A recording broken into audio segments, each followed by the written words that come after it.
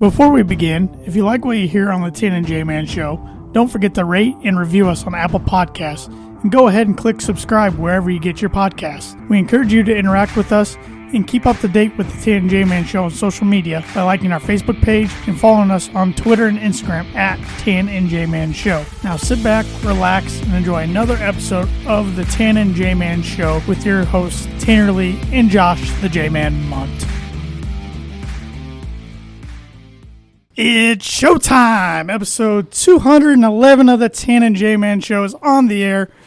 Thank you for tuning in on the ISC Sports Network if you're watching live with us this evening. And thank you for listening if you're listening a day later on Apple Podcasts, Spotify, TuneIn Radio, iHeartRadio, Stitcher, wherever you might be listening at. Give us a subscribe and a rating and review if you haven't already. That really helps us out. So I'm the only one on screen this week. Joining us remotely from the Hawkeye state of Iowa is the J-Man. J-Man, how's it going? What up there, T-Dog? I feel a little heavier this week than I did last week. I gained about 25 pounds. Feeling good. Well, you know, if you were on camera, I would say the camera adds a few pounds. I mean, that's always been my excuse. Yeah, so. But you're not on camera this week, so I can't I can't vouch for you there. So, but you had a good Thanksgiving. That's what I'm had a real good Thanksgiving. Yeah. How about yourself? Yeah, it wasn't bad at all. You know, ate some good food and spent some good time with family. So, good deal. It's always nice. And hope all of the Tan and J-Man Show Nation had a good Thanksgiving. Hopefully, you were able to safely celebrate with your family, and if not, hopefully around Christmas time you're able to get together. So. But this episode of the Tan and J-Man Show is brought to you by The Dam Landing. Whether you want an epic burger, hand-tossed pizza, hand-breaded tenderloin, seafood, craft beer, or a handcrafted cocktail, The Dam Landing is the place to be. The Dam Landing is a bar and grill located on beautiful Lake Manitou that focuses on freshness and quality. And, of course, they got the Dam Smoke, which is available on weekends and features barbecue and steaks. In addition, you can wash those down with one of their 16 beers on tap, including a constant rotation of today's best microbrews and domestic flavors, or a handcrafted cocktail made using fresh ingredients. Taking the fantastic views of Lake Manitou on their beer garden or outdoor bar area, whether it be by boat or by wheels, the Dam Landing is the place to be, located at 1305 Ewing Road in Rochester. Are you ready to hear the Birdie Bogey there, T-Dog? I think so. I'm a little nervous because I texted you earlier today. I'm like, you have Birdie Bogey this week, right? You're like, yes, thank you for reminding me. So I'm like, oh, great. I had completely forgot. I had neglected my responsibilities, and I apologize to Tan and J-Man Show Nation. But I think I have a pretty good question for you here. All right. Justin James Watt, also known as JJ. You know, I didn't know that was his name. I didn't either. I literally just Googled it 30 seconds ago. Had a pick six on Thanksgiving and became the second player ever with 3 interceptions returned for touchdowns, as well as 3 receiving touchdowns in the Super Bowl era. Who was the other player? Oh, wow. You want me to repeat it? I'll have you repeat it then in the show. Right. That's a heck of a question. Birdie Bogey is brought to you by Noble Gnome LLC for fresh, locally grown, nutrient-dense produce from Bryce and Katie Romine of Mentone, Indiana. Like them on Facebook. Check out their website, noblegnomellc.com. Follow them on Instagram as well. Yeah! You're veggie. There's the usage of the throat muscles there. Jeez. That hurt. Yeah, that had to. It sounded painful. Well, moving right along to the On This Day segment, and I got to be honest, I got to bring it up here. I thought I had it up, and I closed out the window. Closed out the tab. All right. Okay, first time I've looked at this today. So, on this day in 1893, the second Iron Bowl between Auburn and Alabama was played. Auburn beat Alabama 40-16 in Montgomery. So, pretty similar score this year. I was going to say. Yeah, they didn't really miss Nick Saban, did they? No. On this day in 1912, the CFL Grey Cup was held as the Hamilton Alerts won their only title, beating the Toronto Argonauts 11-4. What a weird score. I wonder if the Toronto Argonauts, of course they have different rules over in Canada as well. if the Toronto Argonauts are the longest running football franchise. That's 1912, and they're still around. Yeah, because that other team there, I've never heard of the Hamilton Alerts. I haven't either. Because aren't they the Tiger Cats now?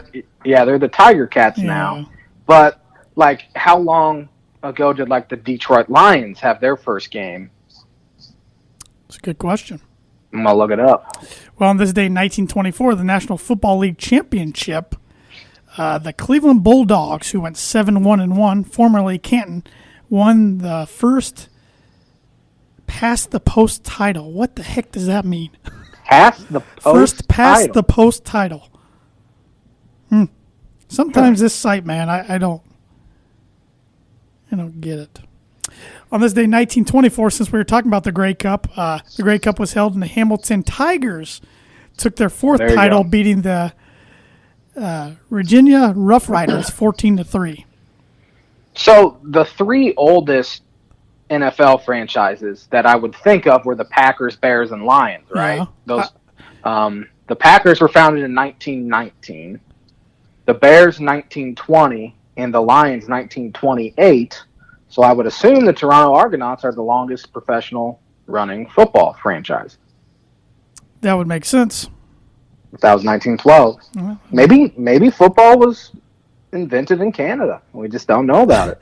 There's a lot of Grey Cups on this one, but I'm not going to go through them all.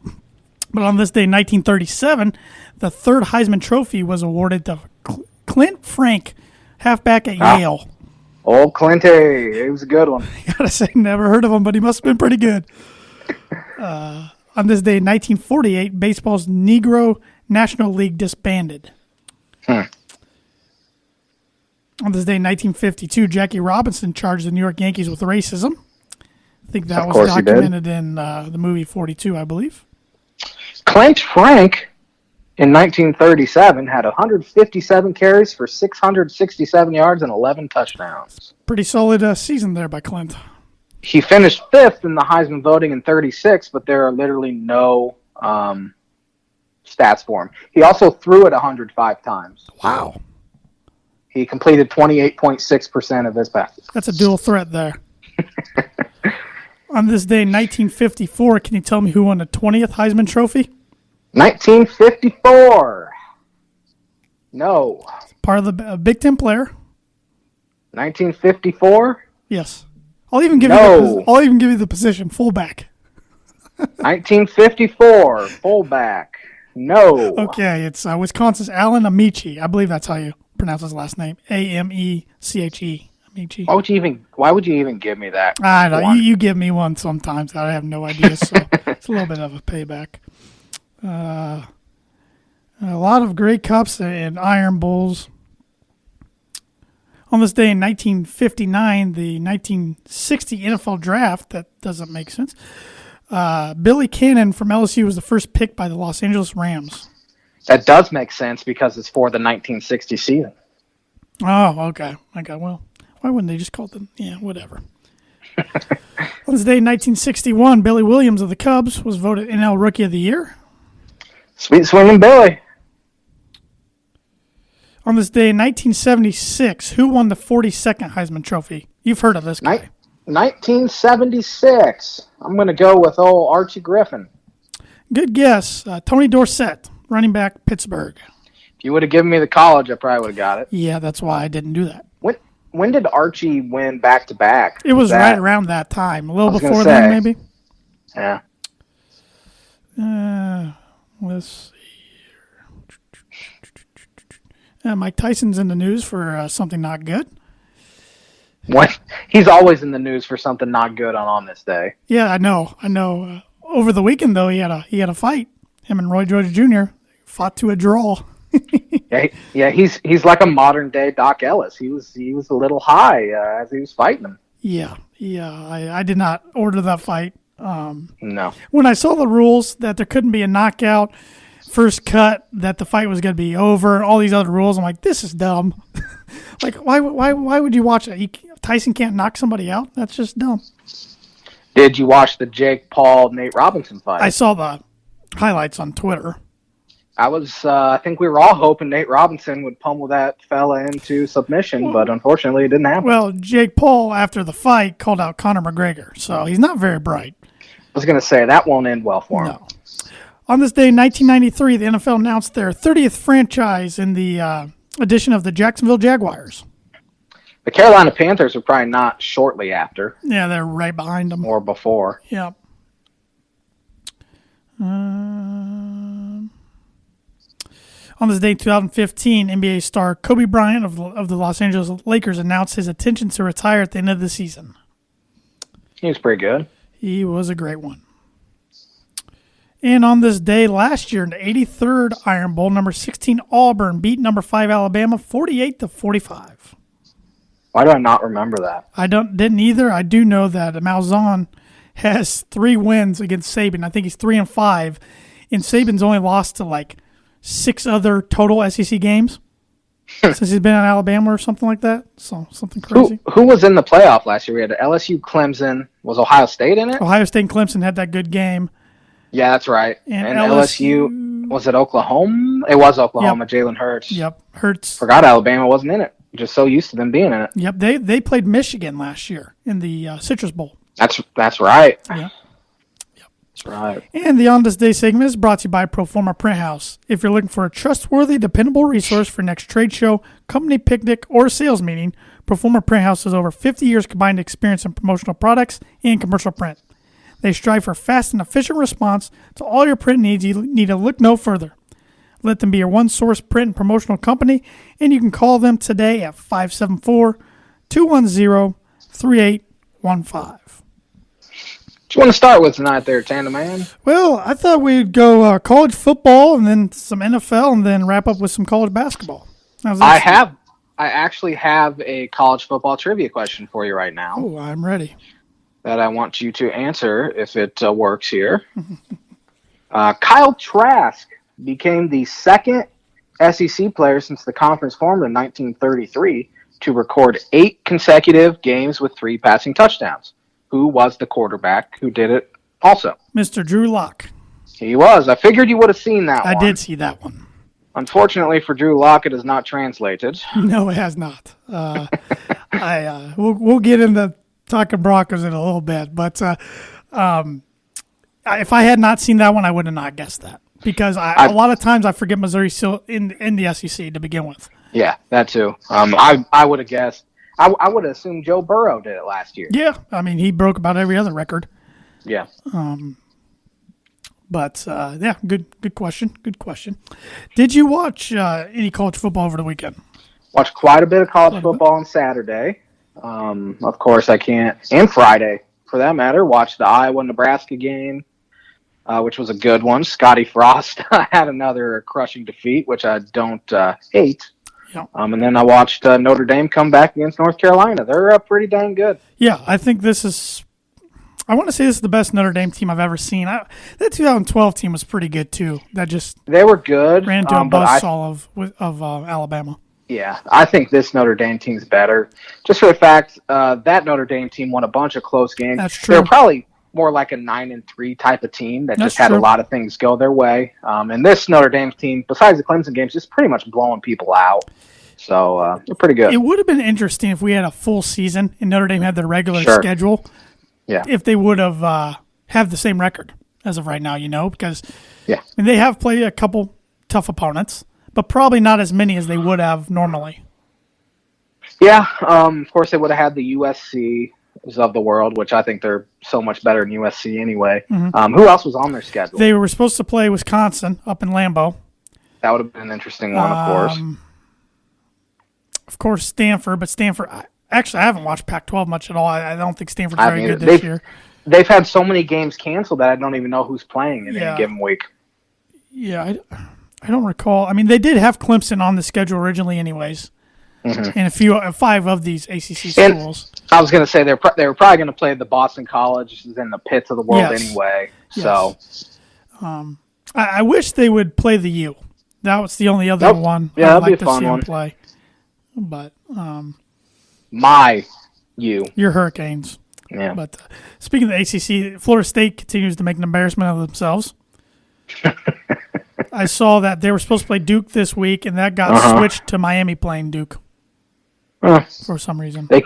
They keep canceling stuff on the day like before. That's pretty. That's a bad look. Yeah, that's not a good look at all. So I mean, they have a legitimate excuse. They're concerned about it, which everyone is. But at the same time, I feel like a lot of it is they're just tired of losing. Yeah, would they be so concerned if they had 2 losses instead of just 2 wins? Right. If they were undefeated right now, they would have played. Yeah. There's no way they wouldn't have. Yeah, I agree. What were your takeaways from some of the Big Ten games over the weekend? Of course, Ohio State, Illinois was canceled. Yes, pretty much almost the day of. I mean, it was pretty much. It was. Yeah, it wasn't like I know they had plans to fly there at 8 in the morning Eastern time, get there at 8 in the morning Central time, and then they had an 11 o'clock kickoff. And of course, that was postponed. Which, I mean, of course, Illinois fans were like, "Oh, they're scared." I think they were just saying that as a joke more than anything. But they would have, regardless of who played for Ohio State, they would have murdered them. But I'm trying to think who else even played. I watched a lot of. I think Penn State beating Michigan was the absolute nail in the coffin for Jim Harbaugh. It's going to be interesting in a couple weeks. That's for sure. Yeah. And then, man, I mean, Purdue lost, but, man, Rutgers is so much more improved, aren't they? It's scary that Shiano's got them playing this well year one, and he's recruiting well. He's going to make them pretty competitive. It's just – I mean, they should have beat Michigan. Yep. They should have beat Illinois. I mean, they could easily have 3 wins right now. Yeah, they reminded me the other night, when I was a little jealous of it, to be honest, of Brom's first Purdue team in 2017. Playing loose, having fun, and exceeding expectations right away. Right. And good for them. But, yeah, that was a disappointing loss by Purdue. At one time, I thought they had the game in the bag, up 10 and halfway through the third quarter, and boy, was I wrong. The kickoff return touchdown really changed the complexion of the game. I forgot they got that guy, the transfer from Wisconsin, and he has 3. What's his name again? Cruikshank. Aaron Cruikshank. That was his third kick return touchdown of his career. But Purdue they have a tough time defending the run, and that's going to be this weekend's matchup against Nebraska interesting because Nebraska can't defend the pass, Purdue can't defend the run. What's going to give there first? Yeah. So. We had a huge upset with Michigan State beating Northwestern. That was a big one. That turned not the conference upside down, but for a little bit made the West a little interesting. And then today's news of Northwestern Minnesota getting canceled, which clinches Northwestern in the conference championship game. You're correct. Yep. So it's going to be a rematch of 2 years ago, right? Wasn't it Ohio State Northwestern? Yes, it was. It's going to be a whooping. As long as Michigan State happens on Ohio State Michigan. For whatever reason, when those doesn't happen, Indiana's in the conference championship. And they just lost their quarterback for the season and maybe even all of next season with the torn ACL. Second torn ACL on the same knee 2 times in 3 years. That's a killer to that team.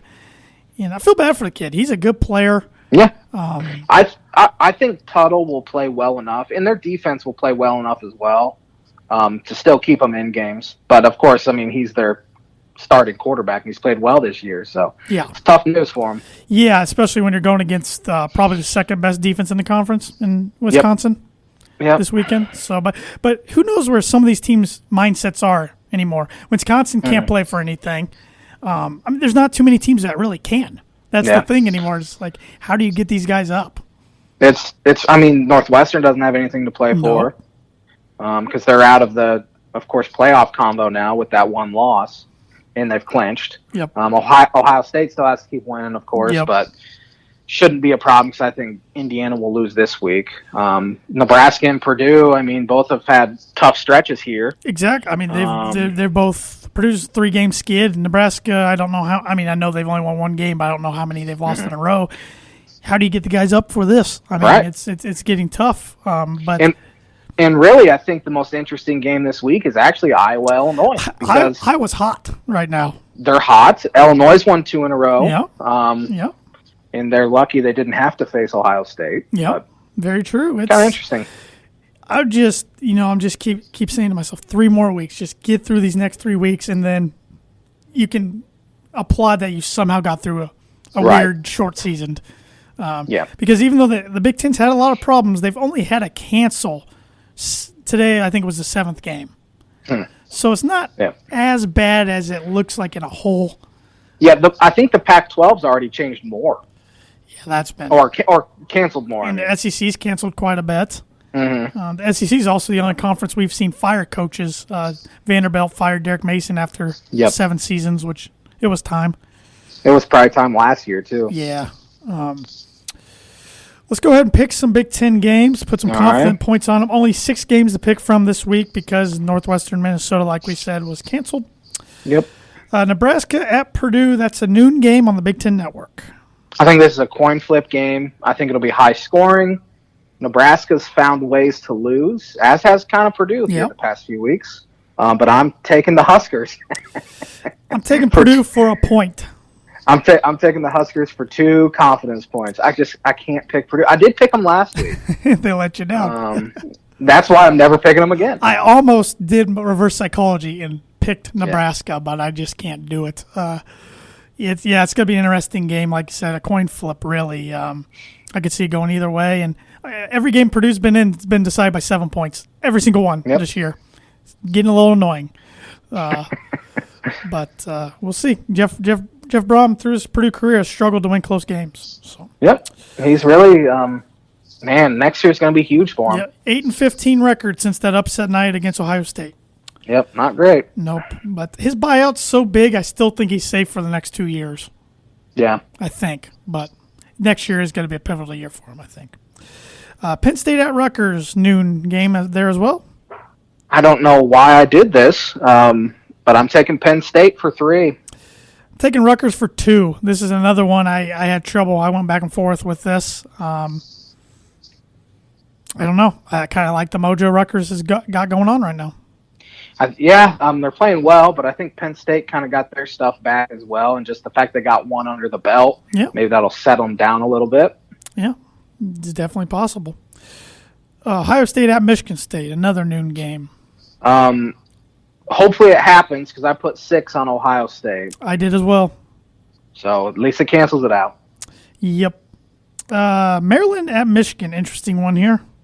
It is an interesting one. Maryland looked really good on their first drive against Indiana, and then the guy missed a real short field goal. Yeah. And it was kind of game over after that. Tagovailoa did not play well. Yeah, he struggled. He did. So give me Michigan for 4. I'm going Michigan for 3. Iowa at Illinois, 3:30 game. Illinois has not beat Iowa since, I think, 2008. I think this is the most winnable game against Iowa because their quarterback's not very good. And if Illinois plays half as well as they did against Nebraska, I think they'll win. So I'm taking the Illini for 1. All right. I'm just trying to switch it up this week. Yeah, I do like it. You're going bold. I like that. I'm taking the Hawkeyes for 5. I like the way this Iowa team's playing. Petrus has some games under his belt now. So the Hawkeyes have not given up 25 points or more, and I think it's 19 straight games. That's pretty impressive. Yeah. Then 3:30 ABC game, Indiana at Wisconsin. Of course, that game or at least Indiana he definitely took a hit today, and Michael Penix Jr. being out for the season with a torn ACL. I picked this game, and I didn't change it before I knew Penix was out, and I still had Wisconsin for 5, so I'm sticking with it. Got Wisconsin for 4. Like you said earlier, I think Indiana hangs in tough.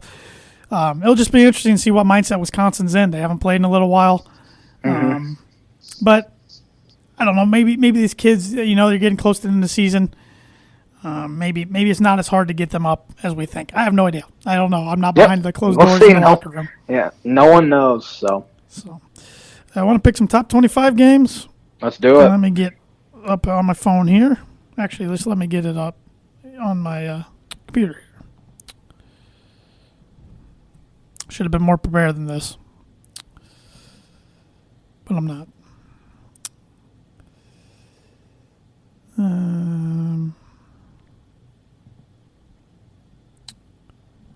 I do know Notre Dame plays Syracuse. We can start off with that one. Notre Dame by 52. Yeah, it's going to be ugly. Did you see that Syracuse game on Saturday? They played NC State, right?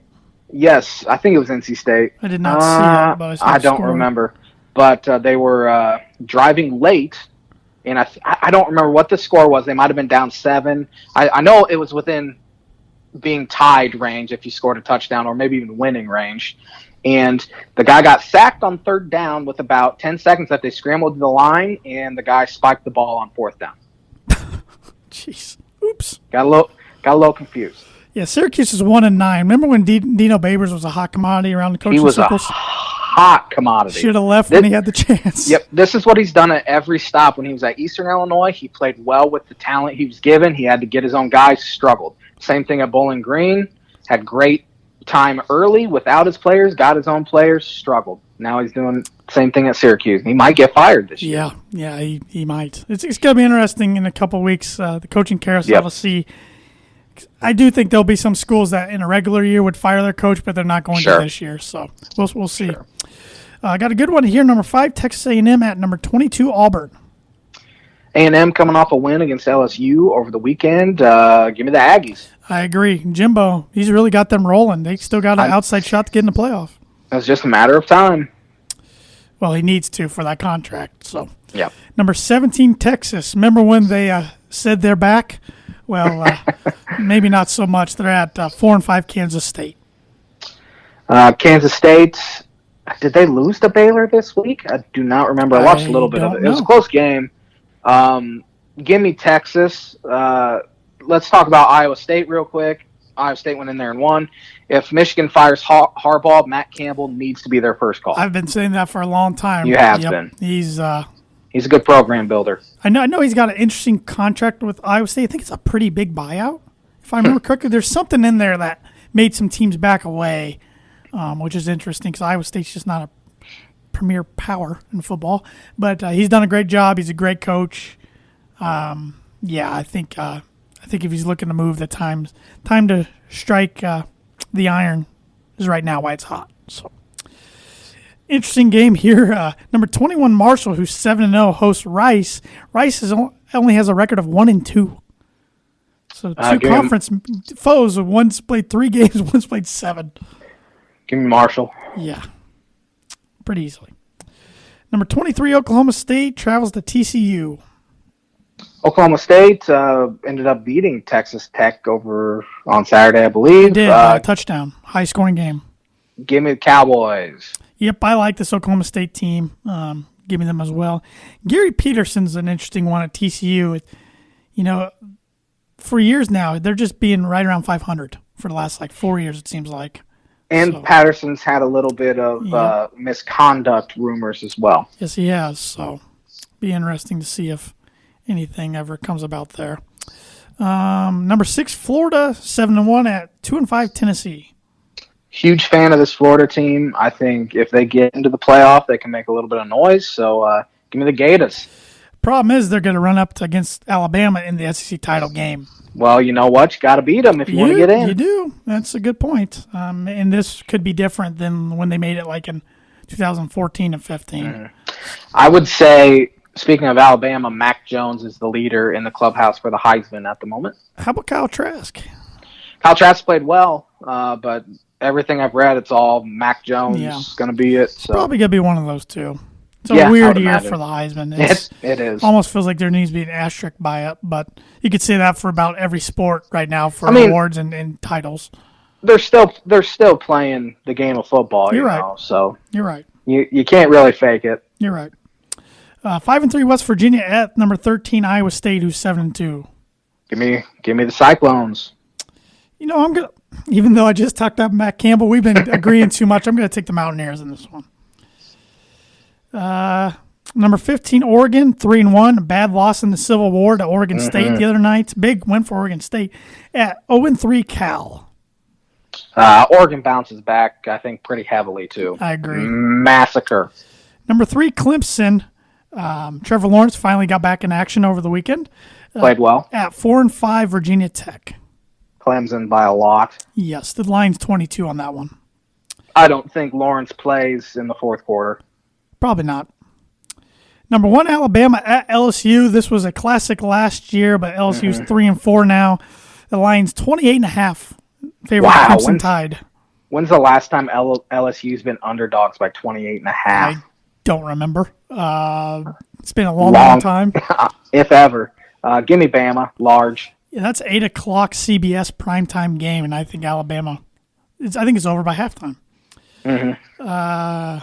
Baylor 2-5. Matt Rule really knew it was time to get out. They're at number 11 Oklahoma, who's 6-2. Yeah, Oklahoma, after struggling there the first 3 weeks or so, turned it on pretty well. Spencer Rattler's playing some good football. So give me Oklahoma. Yep, we didn't disagree too often this week. So, yep, looking forward to another weekend of college football, that's for sure. We're starting to wind down the season, but it's still weird to get these regular season games in December. It's going to be weird. It is. It's strange. National Football League, 12 weeks almost in the book. Well, heck, 12 weeks isn't probably going to be in the official books until Wednesday, since the NFL just keeps pushing back this Baltimore-Pittsburgh game. We have some scheduling changes here. The Ravens-Steelers are playing Wednesday at 3:40 in the afternoon Eastern time. Well, at this point, just put it on whatever time slot you can. Yeah. Then the Steelers Washington football team has been put next Monday at 5 p.m., so we'll have a doubleheader Monday night. And then the Ravens-Cowboys game next Tuesday at 8:05 Eastern. So we will not get a Thursday night game, which is unfortunate this week, but we'll have a lot of football next week. Yes, we will. And I can declare this already since the Pick'em is over. And still, NFL Pick'em Tan and J-Man Show champion, myself. Don't get a swelled head. Well, I told you you're not getting this belt back. You've won 2 in a row. I won 4. Yep. You can talk to me if you win it this week. Yep. I'm planning on it. So. Planning on We'll see. Rough week for the J-Man and Pick'em. Couple games backfired for you. But. Yeah, not great. I went with my heart on a lot of them. Yeah, it's easy to do. Yeah. 3 winners, 3 losers. Yes, I will start off with a winner of mine. We were talking about this team via text last night, the 8-3 Cleveland Browns. Yeah. They might be the worst 8-3 team I've ever seen. They are the worst 8-3 team I have ever seen. You've looked at their schedule. It's been so easy, and they're squeaking games out. But, hey, they're winning. And that's why I got them in the winners category, because with their 8th win yesterday, for the first time in 12 years, they cannot have a losing record. Look at them. Watch them lose out and end up at 500. That's the second longest drought or streak of consecutive losing seasons in NFL history. I should have looked up who had more in a row. Yeah, they're the definition of futility. Yep.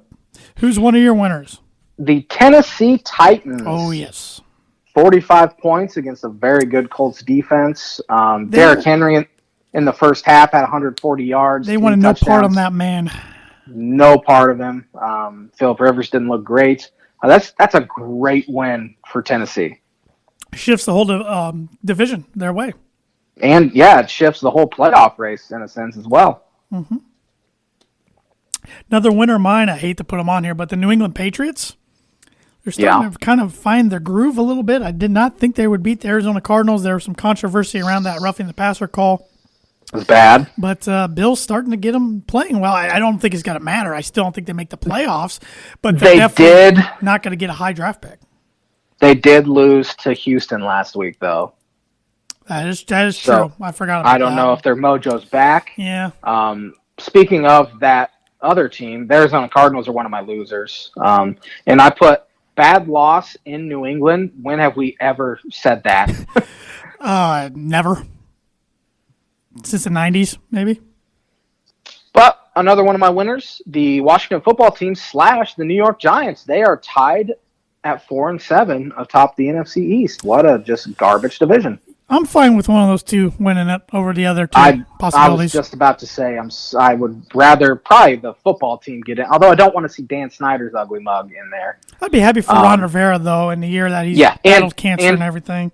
And Alex Smith as well. That'd be a cool story. Yeah. And I have no problem with the Giants being in there as well. As long as it's not the Cowboys And the Eagles do not have a good enough quarterback to make it. And I think we're going to see Jalen Hurts a lot tonight. I was going to say, yeah. Yep. Carson Wentz has turned it over more than any quarterback in the NFL this year. It's time to make the change, as I said last week. But Wentz is one of those guys that might be interesting in a couple of years. Say he does get benched and his time at Philly ends. He might be an interesting candidate for a fresh face in a new place. See if he can do something else. But maybe not. He'd probably go be a backup for a little bit, and then if he got another chance to be a starter, who knows what happens. I do think, regardless, his time in Philadelphia is coming to an end. Unless he goes on a tear the final month of the year, but remains to be seen. It would be interesting if he becomes available after this year. Yeah. And Rivers retires. Could we see a reunion between Wentz and Frank Reich in Indianapolis? Why not? Might make some sense on paper. Yeah. And my last winner is my boy Kyle Shanahan's San Francisco 49ers. You love that fella. I think he's a great coach. Nice to see Raheem Mostert back in action yesterday. And a lot of their guys, Richard Sherman, even though I'm not a Sherman fan, a lot of their guys who had been on sidelines and made a difference. Good win for them over the Rams. Yep. I have the Kansas City Chiefs. I think they're the best team in football. I think they're going to win it all again. I hate it. I was going to say I think they'll be right back in Tampa Bay here in a few months and going to win it all again because I just think they're the best team in football. Maybe everybody can start joining me and disliking them then. See, I think because you hate them so much is why I like them so much. Yes. That's understandable. I don't know if that will ever happen. Yeah. But I'm just so happy a stud quarterback plays for a team that I don't despise because I despised the Colts forever. Couldn't enjoy Peyton Manning. Despised the Patriots forever. Couldn't enjoy Tom Brady. Despised the Packers. Couldn't enjoy Aaron Rodgers. So it's nice to finally have one on a team that I do not despise. Yeah, you're lucky this time your team doesn't have to play him 2 times a year like your team used to Brady. So that is true. Yep. And I would say if you didn't live in Indiana for a majority of life, you might have not hated the Colts as much as you did. That's true. If I would have grown up in the Quad Cities where I'm sitting here now, I think I wouldn't have hated the Colts at all. Probably. You probably would hate Rodgers even more. I'd hate Rodgers even more. I'd hate the Bears in equal amount. Yep. But I'd probably hate the Vikings a little more too because there's quite a few Vikings fans here. But well, you had the Chiefs as one of your winners. I have the Bucs as one of my losers. That's fair. I mean, it's a very good opponent. I didn't expect the Buccaneers to win, but that's 5 losses now. They're starting to slide. Especially, really, losing last week to the Rams is far worse of a loss, and it just makes this loss look even worse. If they would have won last week, I don't think anyone would have really been talking the sky's falling this week by losing to Kansas City by 3. But here we are. Yep. Another one of my losers, Indianapolis Colts. You kind of hit it on it when you said the Titans were one of your winners. Mm-hmm. I just didn't see them getting blown out like that. No, I thought it was going to be a good game, and they got punched in the mouth and couldn't recover. I think the biggest loser this week is the Las Vegas Raiders. They're my other loser. They're my final one. They got absolutely annihilated in Atlanta. That's just a bad loss for a team attempting to make the playoffs. You know, it kind of reminds me of the 2016 Dolphins. They ended up making the playoffs, but right around this time, they got beat about 45-6 in Baltimore, and I thought the season's over. Now, the Raiders do have a pretty favorable schedule the rest of the way, including playing the Dolphins December 26th, and that could be an elimination game. They might be the most inconsistent team in the league. Them and the Rams. Their defense is terrible. Speaking of the Rams, they're my other loser because that's just – you can't lose at home to a 49ers team that's just not that good to begin with, but especially without all their guys. And Atlanta's been playing a lot better with Raheem Morris on the headset, so It's interesting. I don't think he'll get the job, but he's been doing a fairly well job. So. Yep. Well, let's get into the week 13 picks. The first game I had written down, and that's going to be, now that I know that's going to be a part of the Monday night doubleheader next week, that's Dallas at Baltimore. Dallas-Baltimore is actually playing Tuesday. Tuesday. Well, whatever. I'm taking Baltimore for 8. I think Lamar Jackson will be eligible to play. They're going to go with RG3 this week, it looks like. And it looks like this week they'll get J.K. Dobbins and Mark Ingram off the COVID list, so they'll be able to play on Wednesday as well. I just think Baltimore's a lot better than Dallas is. Yeah, Dallas was awful on Thanksgiving. Thought they kind of lost everything they had gained the week before beating the Vikings. I'm taking the Ravens for 10. New Orleans at Atlanta. New Orleans, they kind of watered down their offense with the Broncos playing with no quarterback at all. Did they water it down, or can they just not pass with Taysom Hill back there? Well, according to Taysom Hill, they said they went real conservative just because they knew. Okay, but I did not see that. I think a lot of their game plan had to do with just the fact Taysom Hill's not a quarterback. Yeah. And you know what? I'm taking the Falcons for 6. I got the Falcons for 2. I did not think we were going to be on the same page there, so that really surprises me. And New Orleans is the 1 seed right now in the NFC. They can't slip up because the Packers are right on their heels. So something's got to give here. Detroit at Chicago. The Matt Patricia era in Detroit is done as Patricia was handing his walking papers. Yep, he is a defensive mind, and they were second to last in the NFL in points per game given up. The Bears are an absolute mess right now as well. That was awful last night.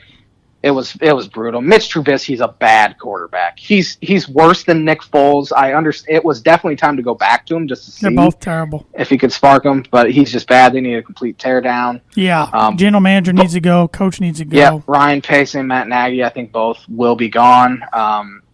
But I mean, both places are kind of dumpster fires right now. But I'm taking the Bears for 5, just 'cause it's a home game. I got the Bears for 1.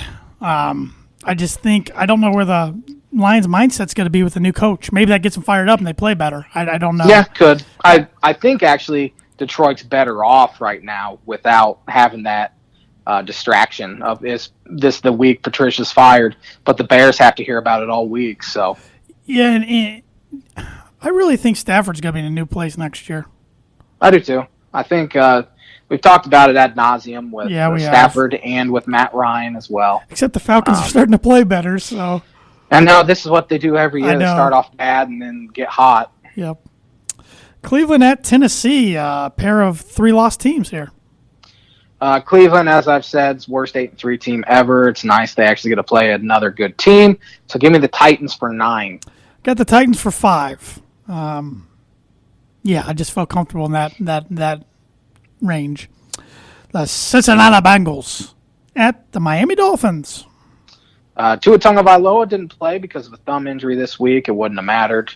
Fitzpatrick played well enough. Felt like they left some points on the field yesterday. But Your the defense Twitter said he's not good. He was not good yesterday. His stat line looks pretty good, but he was not good. He was all over the place. I wish Chan Gailey would open up the offense for Tua as he does for Fitz. Let him throw the ball a little bit. Defense was awesome. Only gave up 3 points to the Jets the entire season. Wow. Wow. Which is the first team since 2009 to play a team twice and give up 3 points or less. And the Bengals struggle protecting the quarterback, so I think they'll have a heyday on Brandon Allen. So give me the Dolphins for 12. I didn't realize Brandon Allen was the quarterback in Cincinnati. He was the Broncos quarterback a couple games last year. I didn't. Yep. I knew Finley wasn't starting, but I didn't even look into who was playing quarterback for them.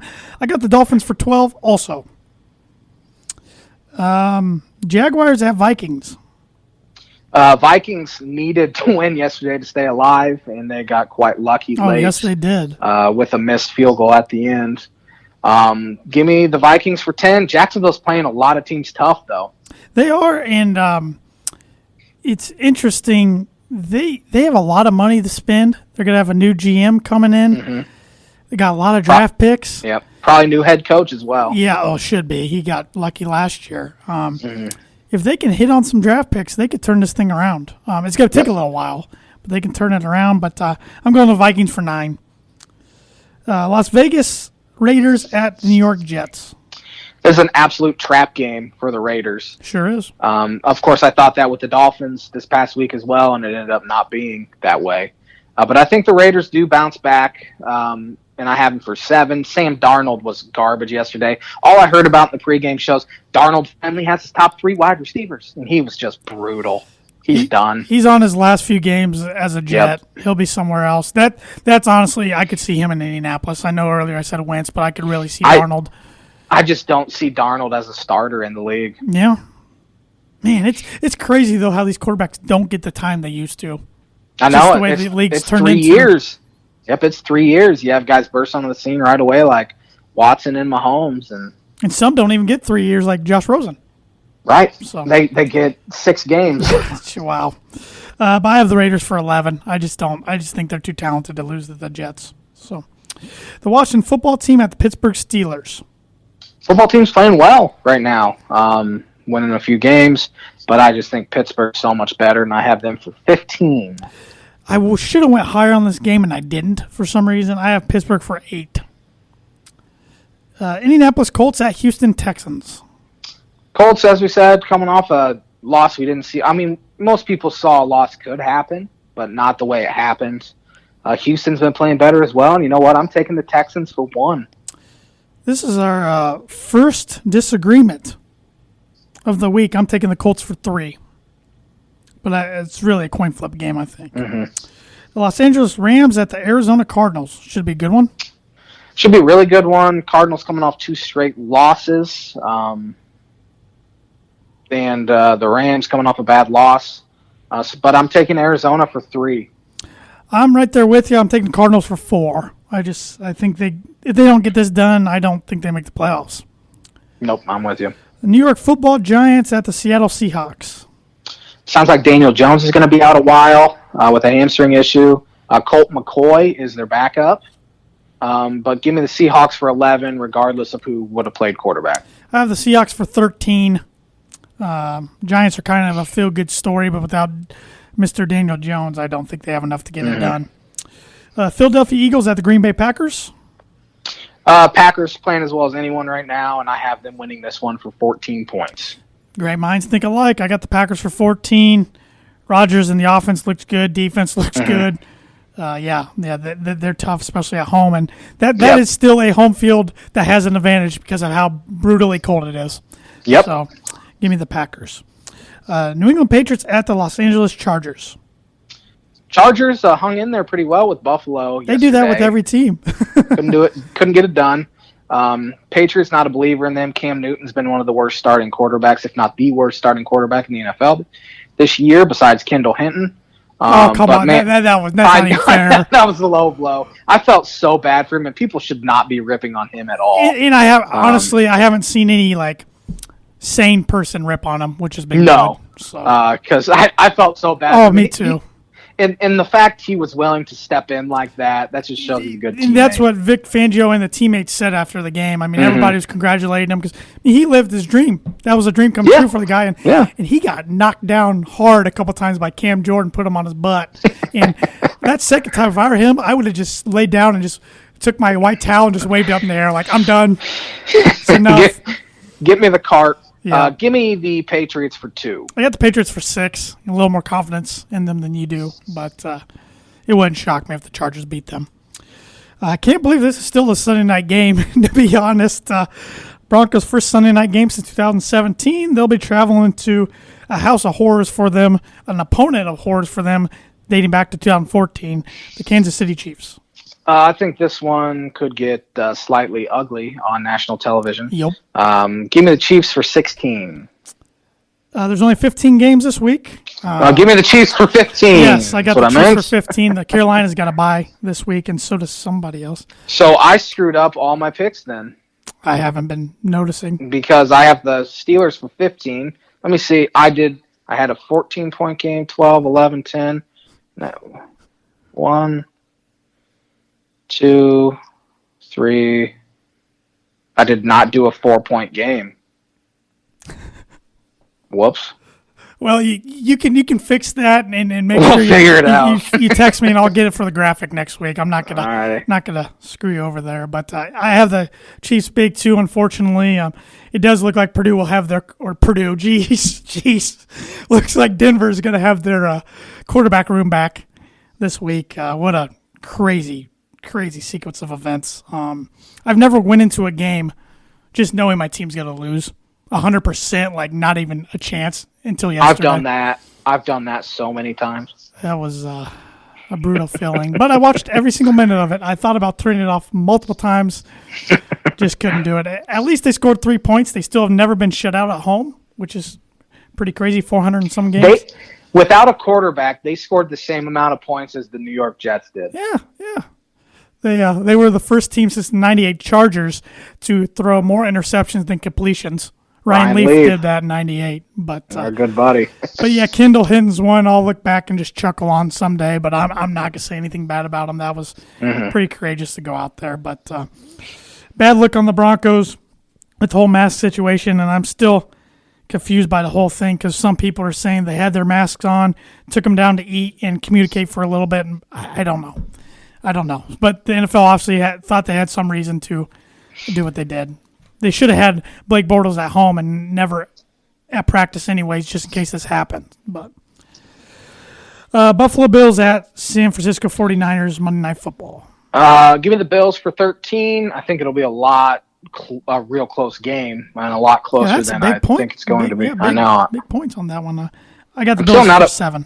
I'm still not a big believer in the Bills because their point differential is not that great. They're winning a lot of close games as well, much like the Browns. So keep winning. Yep, I got the Bills for 7.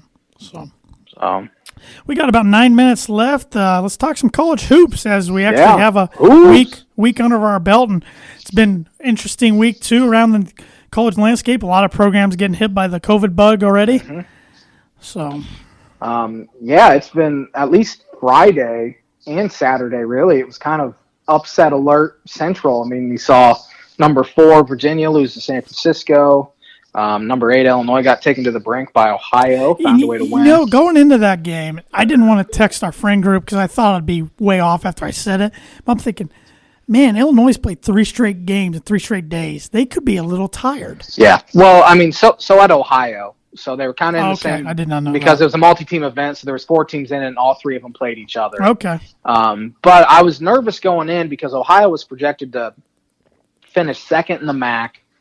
They're like a top 115 Ken Palm team.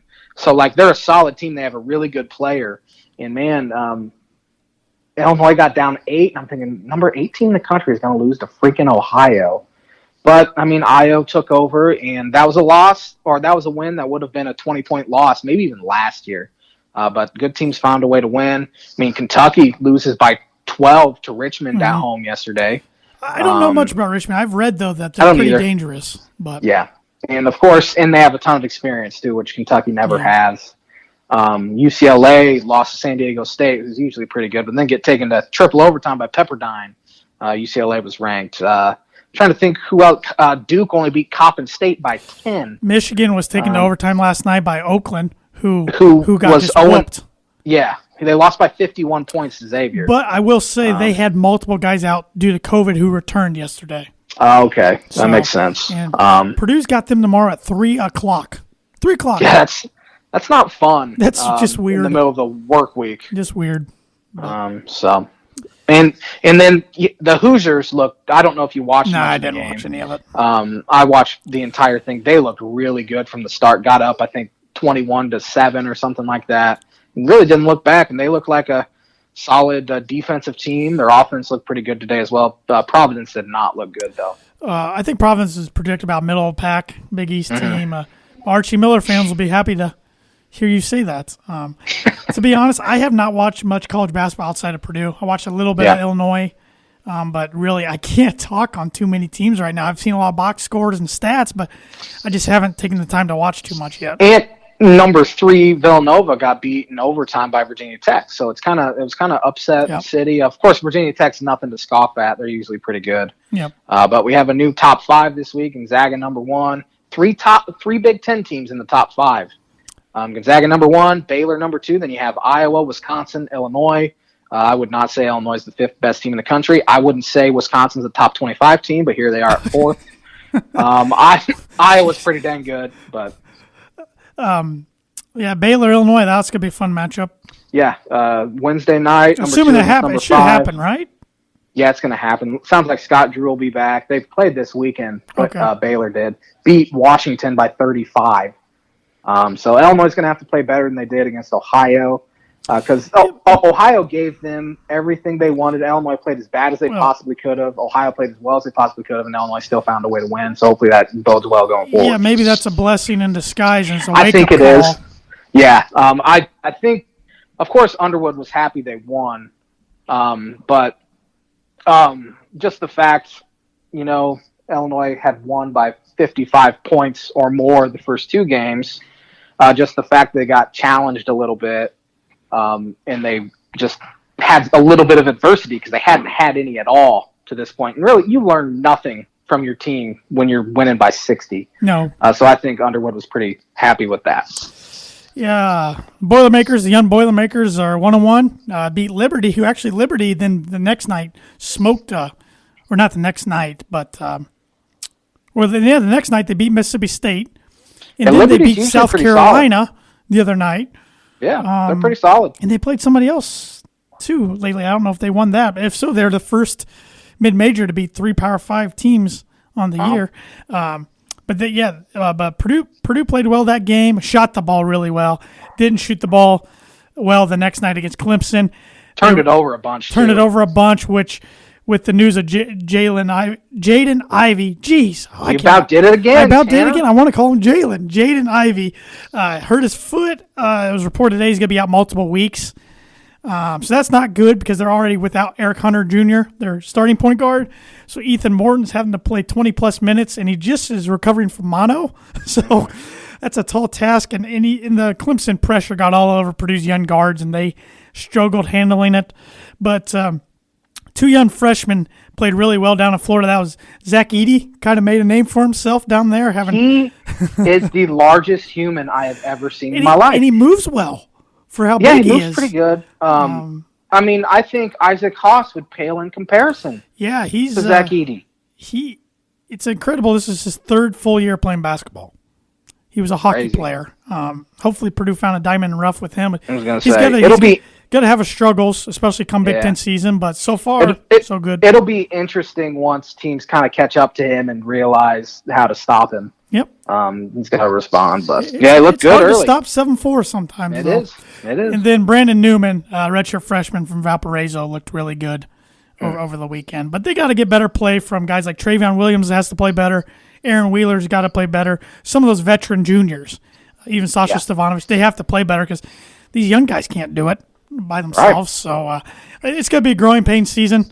They'll probably beat some teams they shouldn't and lose to some teams they shouldn't. So we'll see. I don't really know what to say after two games. They have Oakland at home tomorrow and Valpo at home Friday. So we'll know more, I guess, after this week. Hit me up with that birdie bogey one more time, please. Justin James Watt, also known as JJ, had a pick 6 on Thanksgiving and became the second player ever with 3 interception return touchdowns, as well as 3 receiving touchdowns in the Super Bowl era. Who was the other player? Man, I got no shot at this. Who's a guy that played a little bit of both ways? Picked off a lot of balls, got a lot of balls. This guy played both ways in college a little bit, but I don't think he did in the pros. Charles Woodson. Ooh, good guess. Prime time. He was another name right in my head. I just didn't know if he Woodson was a good guess. I remember Charles Woodson catching some balls for the Packers every once in a while. Yep. Yeah, he's a freak. Both those guys freak athletes. Mm-hmm. So, well, I think that's good about do it for episode 211 of the Tan and J-Man Show. Thanks for agreeing to call in, J-Man, from Iowa. Yes, sir. Safe travels back to the Hoosier State when you make your way back here. But hit that subscribe button. Everybody listening to this podcast, if you haven't already, if you're listening on Apple Podcasts, please give us a rating and review. Hit up our merch store, Tan and J-Man Show store. It's you can find a link on our Facebook page, Instagram, and Twitter, which our handles are at Tan and J-Man Show on all of those. If you're looking for a perfect holiday gift for somebody, especially somebody who likes watching or listening to our show and wants to support our podcast, we got hoodies, long sleeve t-shirts, short sleeve t-shirts, mugs, stickers, all sorts of things. So even shirts for your kids or your baby. So all sorts of things. So go to that link, get yourself something or get somebody something for the holiday season. And we'll be back at it, same time, same channel next Monday. Have a great week, everybody, and stay healthy, stay safe, stay sane.